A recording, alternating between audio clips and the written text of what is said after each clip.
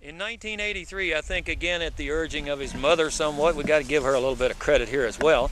A little bit at the urging of his mother, he began doing some research and presented a program on Joshua Stover for Joshua Stover Day for our local chapter Stover Camp, UDC.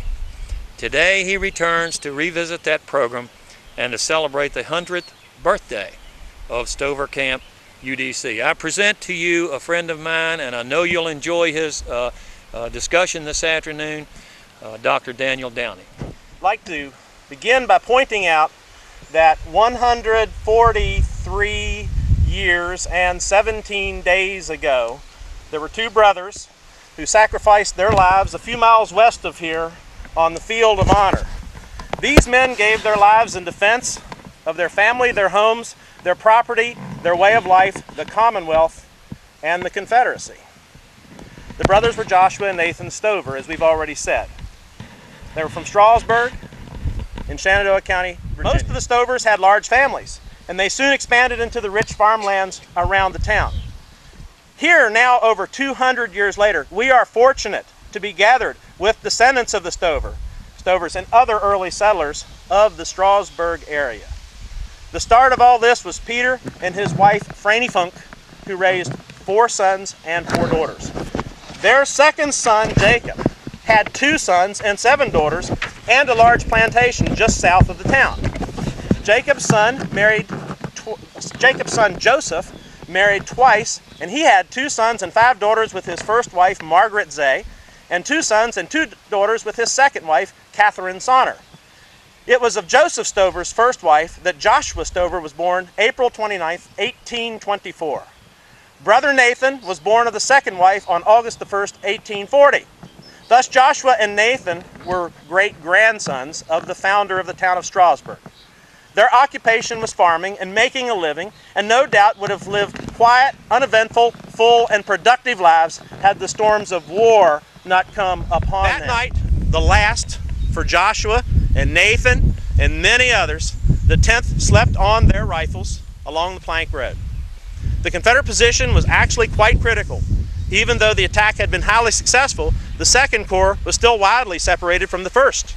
If the Yankees were to exploit this gap, all they had gained that day would be lost. The next morning, the battle resumed at 5:30 a.m., first light on the Sabbath day. The Confederate positions were in jeopardy early, and the battle lines advanced and into the trenches near Hazel Grove. At a critical moment, the 10th was called up to support a South Carolina unit that was being pushed back in the most critical part of the line. It advanced bravely under a terrible fire of cannon and musketry, but swept the Yankees back from the trenches. At this point, Major Stover fell mortally wounded, pierced by 3 bullets. His brother, upon seeing this, lost all reason according to his old comrades' reports after the war, and rushed madly into the jaws of death. Thus the lives of the Stovers were extinguished during the crucial advance in a critical moment in the battle. The overall sacrifice that the 10th made in this part of the contest was over 100 men killed, wounded, or captured, including most of their officers killed or wounded. Had they not advanced, had they not done their duty, had they skulked and run away, a gap would have formed that could have started the collapse of the whole southern line. But as did their comrades all along the line, they advanced and they did their duty. Ultimately, the Army drove the Federals north of the river, and the battle was over. The most spectacular and the most costly victory for the South of the entire war. The bodies of the 2 brothers were carried to a Confederate field cemetery at Elwood Plantation, out past the wilderness, where they were interred with hundreds of others. The tide of war swept on to other battlefields over 2 more years, and the Battle of Chancellorsville faded into memory. 4 major campaigns were fought in the vicinity of this town, Fredericksburg, and thousands of soldiers were buried on farms, in forests, and front lawns, just about everywhere. The Reconstruction government made sure that Yankee dead were given a better interment in military cemeteries, but paid no attention to the Southern dead. So after the war, a group was formed called the Ladies Memorial Association in 1866. In In spite of the poverty and the difficulties of recovering from such a terrible war, they were able to raise funds to move all the bodies of Confederate soldiers that they could find to this location from the surrounding area. Spotsylvania Wilderness, Chancellorsville, and Fredericksburg Battle, and many dozens of smaller actions. It is to these ladies we owe a great debt of gratitude for ensuring these men lie in an honored location together. So now we can address the question, why are we here? Of course, one reason we are here is to pay homage to the two Stover brothers and to honor their sacrifice. Yet most of the men in this cemetery lie in unmarked graves. About 2/3 of the 3,000 plus men that lie in this cemetery, we don't know their names. We don't know where they are.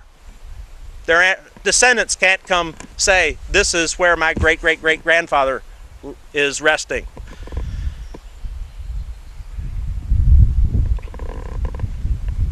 For those we do know, however, it is gratifying to provide informational markers that tell the visitor a little more about the human being that once was. For the Stover brothers, we have special reason to visit here today. Soon after the war, a local historian in Shenandoah County wrote that the brothers were among the unknown but honored dead of Chancellorsville. This misinformation was picked up by others and published and republished in books and records up to the present day. However, last year it was discovered that indeed the location of these brothers' bodies were known and located here at the base of this beautiful statue. With this exciting news, funds was raised by Stover Cap Chapter, United Daughters of the Confederacy, and Strasburg Guards, Sons of Confederate Veterans.